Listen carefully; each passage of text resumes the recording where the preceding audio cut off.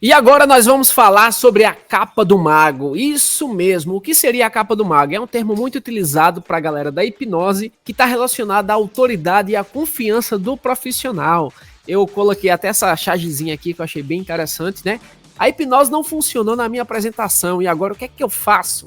Não tem problema, eu sou aluno do Street Mentalist, do Bruno Oliveira, esse treinamento aqui. O show de hipnose sozinho, meu amigo, ela tem essa cara aqui, e o show de mentalismo e hipnose, ela vai ser muito mais potencializada. Bem, isso aqui é uma piadinha interna para quem já assistiu Dragon Ball Z. Se você não assistiu, vai ficar boiando aí, você não vai entender a metáfora que tá por trás. Mas vamos lá, brincadeiras à parte, vamos falar sobre a capa do mago, né? Então, se você não treinar com frequência, você jamais vai ter certeza da sua habilidade de mentalista, jamais terá a confiança e a roupa do mago. Gente, esse termo capa do mago, roupa do mago, não é literal, tá? É apenas metáfora. E o mais interessante, não interessa quanto tempo você pratica. Se você tiver essa capa do mago, você consegue ter confiança, autoridade e consegue dominar qualquer ambiente. Quando eu falo sobre a capa do mago, é porque você tem que passar a sensação pro teu espectador que você é um profissional e não um cara amador. Se você vai falar, você começa a tremer nas bases, começa a gaguejar, você demonstra falta de confiança, aí, meu amigo, você tá sem essa capa do mago. Você tem que vestir ela, você tem que treinar essa tua autoconfiança. Por isso que eu sempre tô dizendo pra vocês, treine antes de executar as práticas, porque você vai se sentir seguro e confiante a fazer aquelas apresentações. Treine no espelho cada apresentação até você chegar à excelência e depois vá colocar em prática. Não queira abraçar o mundo de uma vez só. De grão em grão, a galinha enche o papo. Foi assim que eu fiz, de um efeito em um efeito, de repente eu montei um grande repertório. De 10, 12, 13 rotinas que já tá aqui, ó, automatizada na minha mente. Tem um repertório para podcast, tem um repertório para apresentações de TV, tem um repertório para a rua, levando em consideração os ambientes que você vai estar e os objetos que vai estar à sua volta. Inclusive, eu aconselho até você ter uma própria maletinha ou uma bolsa que tem alguns recursos como baralho, moedas, canetas, papel, coisas simples que você vai utilizar no dia a dia. O bom do mentalismo é isso, é que tudo muito barato, tudo muito simples. E lembre-se que a primeira impressão é a que fica. As pesquisas psicológicas revelam que as pessoas dão um peso muito maior às informações iniciais do que às posteriores quando a gente avalia, analisa as pessoas. Quem é que você quer ser? Esse cara de amarelo aqui, né, com a mão coçando a cabeça aqui, com falta de confiança, ou esse cara aqui que tá vidrado, que tá focado? Esse é o aspecto do mentalista. Esse outro cara aqui de amarelo, cara, ele tá meio que perdido, ele não sabe nem o que é que ele vai fazer. Não aparenta esse cara tá faltando vestir a roupa do mago. Já o outro cara ali não, né? Você vê que até as cores,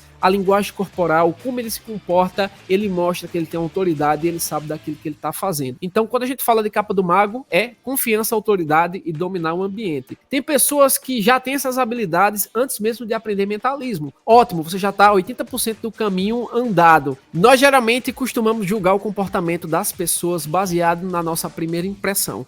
Inclusive, a gente chega até a achar que as pessoas são assim na maioria dos casos. Este é o poder da primeira impressão. Então, tua primeira impressão tem que impactar. Se liga até nas roupas que você utiliza também. Outro ponto importante é que se você domina a linguagem corporal, você vai ter uma maior segurança. Porque através da análise das expressões do rosto das pessoas, você consegue identificar sinal de amistosidade, de tédio, de se a pessoa ela tá confortável na tua presença ou simplesmente ela tá louca para tirar o pé dali e correr de você. É aquela história que eu sempre digo, quando a boca cala, o corpo fala. Quando você estuda e entende sobre linguagem corporal, você vai ter uma maior assertividade e um maior controle sobre a apresentação. A forma que você interage com o participante vai ser determinante para que aquela pessoa gere curiosidade em saber mais sobre você ou simplesmente ela está louca para correr para longe de você. O corpo ele reflete fielmente o estado de espírito e mental, pois ele não utiliza de uma linguagem mascarada. A linguagem do corpo sempre insiste em falar a verdade. Eu amo essa frase que eu retirei de um livro que diz: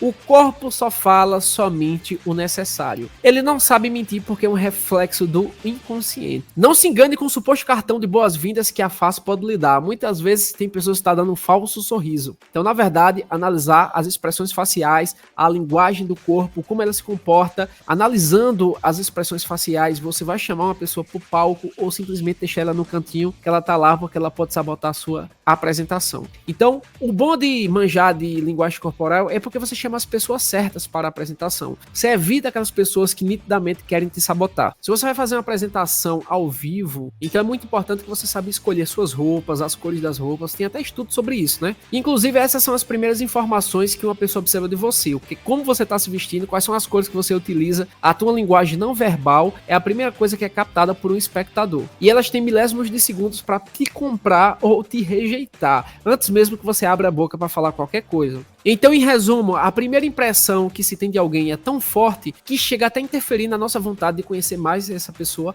ou fugir dela. Então, sempre que for fazer suas apresentações, utilize o rapport, que é essa capacidade de entrar no universo das outras pessoas. Utilize junto com o rapport as técnicas de espelhamento e fale muito o nome da pessoa, né? Nós somos programados para reagir ao nosso nome. Então, a coisa mais importante que a gente tem guardado na nossa mente é o nosso nome. Mantenha sempre uma boa forma, porque isso vai transmitir disciplina, afetuosidade, empatia e cordialidade. Lembre-se de sempre manter a autoridade, porque o status de uma pessoa determina seu comportamento. Se eu me apresento como um Zé Ninguém, a galera mal vai dar atenção a mim. No momento que eu falo todo um currículo e o que eu faço na vida e a importância do mentalismo, as pessoas vão dar uma credibilidade bem maior. Tem alguém que tá querendo te provar que você tá errado, que aquilo ali não existe, dispensa aquela pessoa, evite ambientes contaminados e se não der para sair desse ambiente, improvise, mas use suas habilidades para poder fazer apresentações impactantes. Vou mostrar para vocês como é que as outras pessoas formam uma imagem a teu respeito. Primeiramente, ela recebe as informações iniciais, observando a linguagem do teu corpo, as tuas roupas, o que você diz e como você reage. Então, é muito importante você dar uma atenção a o que você fala e como você se comporta. É aquelas habilidades dos pilares de mentalismo, a linguagem verbal e não verbal. Baseado nessas primeiras informações, as pessoas vão formar uma impressão sobre você, e inclusive vai querer definir você como esse cara em todos os momentos da sua vida. As pessoas formam uma impressão sobre você e de quem você é baseado naquele primeiro comportamento. Isso porque as pessoas acham que sabem avaliar o caráter dos outros e pensam: desde a primeira vez que eu vi tal pessoa, eu tinha certeza que fulano era daquela forma. Vai dizer que você em alguns momentos não foi assim.